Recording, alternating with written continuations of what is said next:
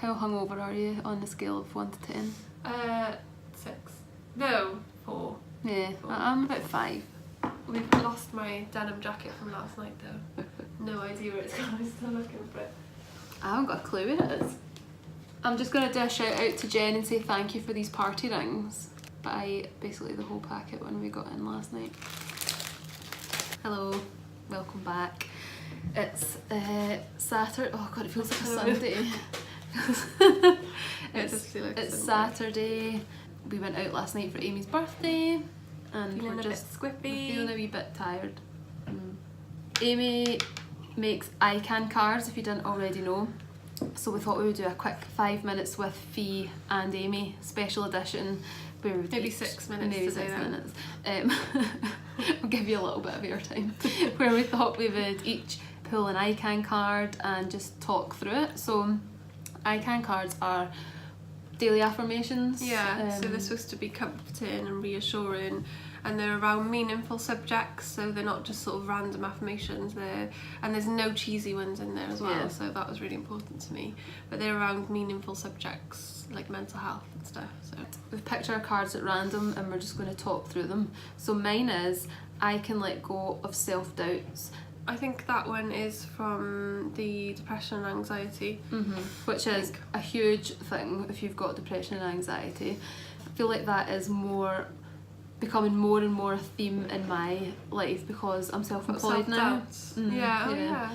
Because I'm self-employed, so it's very much a thing of like I'll be working for a week or a couple of weeks and then all of a sudden I just have this feeling of like is this a terrible idea? Like, because you don't have people to, well, I have obviously share ideas with you, but you don't always have people to bounce ideas off. So letting go of self-doubt is a good one for me. The word like let go, like that's really good to like acknowledge it, but just let it go because there's not really any point in it. Like, and there's not really any. Well, we actually the other day when we were talking about self-doubt, we were saying how it actually motivates us to send out a few more emails or like think, oh right, I better get my my bum into action now and it like almost spurs me on and stuff as well.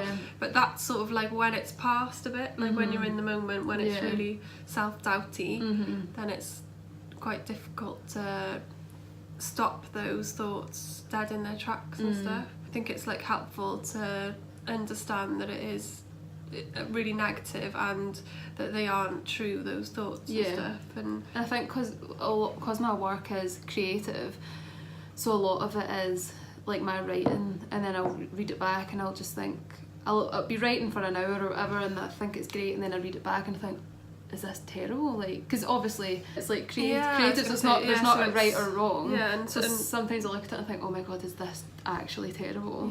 And it's at people's discretion, I guess. But you are a good writer. I can't confirm. But I find normally when I'm having like a big self-doubt about something, generally it happens just before I'm doing something really exciting. Say, maybe it would be like the zine, or like I'm writing a section of my book. I just feel like the self-doubt seems to come when I've like maybe taken a chance on something new. So I now try and think, like even when I've had these feelings in the past, it normally always turns out really well. So it's almost like it's like a risk-taking kind of thing. So I try isn't like a bad thing, I guess. Like always acknowledging them. Say, well no, that's not true because of this, and I am a good writer because actually because of this and this reason, and if you have the constant self-doubt, so mine is not being good enough, so I'd write like these are the things that I've done that would show that I am good enough and stuff, so that's quite helpful, and you can put it on your fridge and almost just have it to read and stuff. So mine is I can take time out for myself.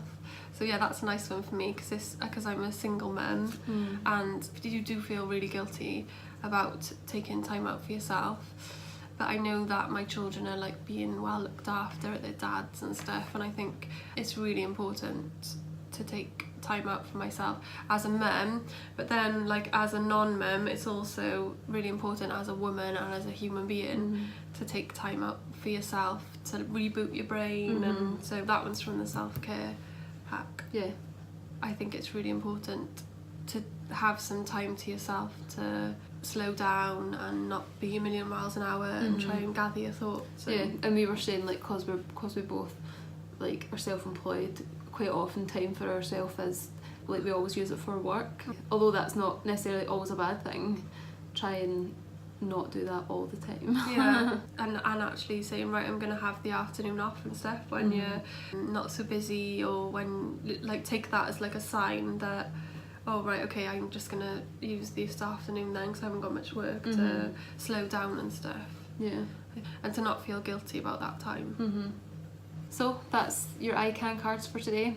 Yeah. If you want to pick up a pack, there's depression, anxiety, postnatal depression, single parents, I can do this, I can self-love, and warrior women, female empowerment. So I'll leave the link in the description bar below, and you can go and check out Amy's website and grab a packet of cards or gift them to a friend. They're a good present, aren't they? Yeah. Thanks for watching. Bye. Bye.